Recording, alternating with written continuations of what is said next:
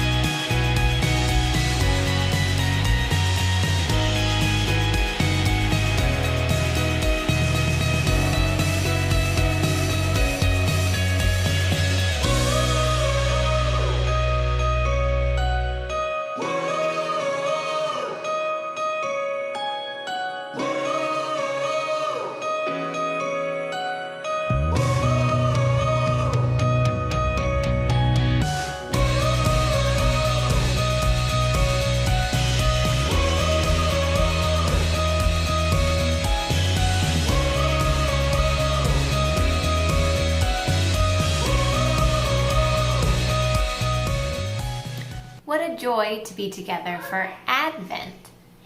Advent lasts almost all of December, where we celebrate traditions new and old, remembering how Jesus was born. There's lots to remember about Jesus' birth, and one way that we remember things is with an Advent wreath.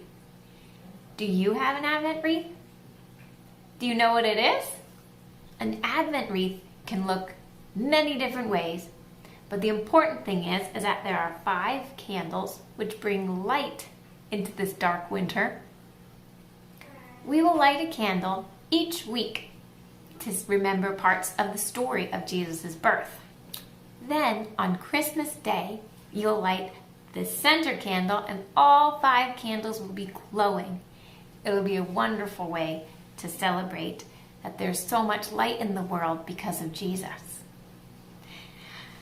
I made this Advent wreath. Would you like to make one too? Do you want to see how I made it? I made it with Chris and with Martin. Take a look. First, you need to gather your supplies.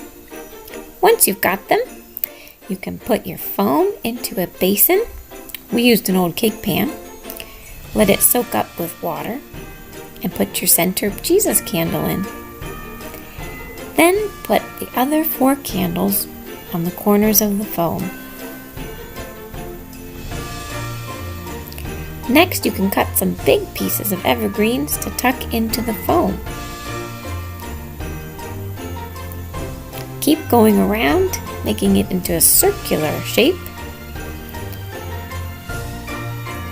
And make sure you add some smaller ones around the top. And there you have it.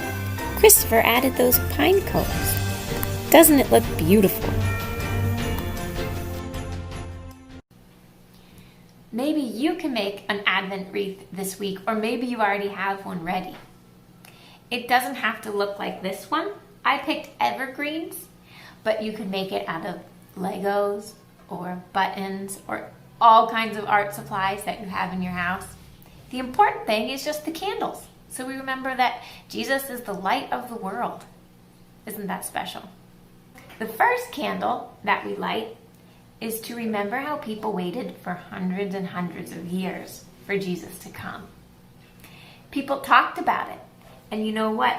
Almost this much of the Bible is spent talking about how Jesus is going to come. And the people who wrote about it were called prophets. And so this first candle is going to be called the prophet's candle. We light this first candle to remember the prophets who spent hundreds of years telling people that Jesus was coming. Would you sing this song with me as I light it? Light a candle for the prophets. God promised them a king and savior. God became like us to say, I love you, be my friend today. And that is why we light our candle to remember Jesus' love. There's a really fun story about who was around when Jesus was born, and it's a group of animals. So why were there animals around when Jesus was born? Good question. Jesus was born in a stable with animals there. This story is crazy and worth remembering. Miss Liz from our kids team is going to read to you a story about those animals who were there when Jesus was born. The Friendly Beasts by Tommy DePaula.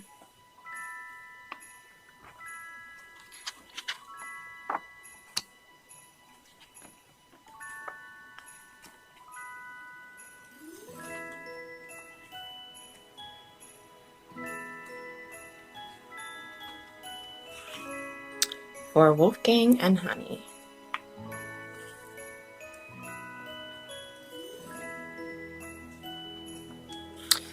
Jesus our brother, strong and good, was humbly born in a stable rude, and the friendly beasts around him stood. Jesus our brother, strong and good.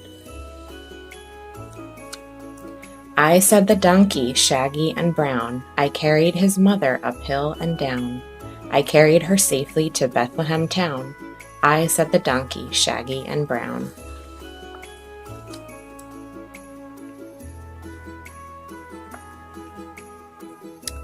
I said the cow, all white and red, I gave him my manger for his bed. I gave him my hay to pillow his head. I said the cow, all white and red.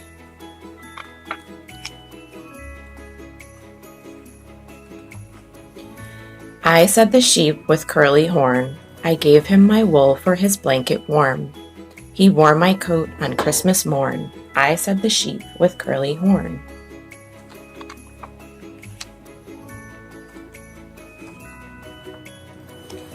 I said the dove from rafters high, I cooed him to sleep so he would not cry. We cooed him to sleep, my mate and I said the dove from rafters high.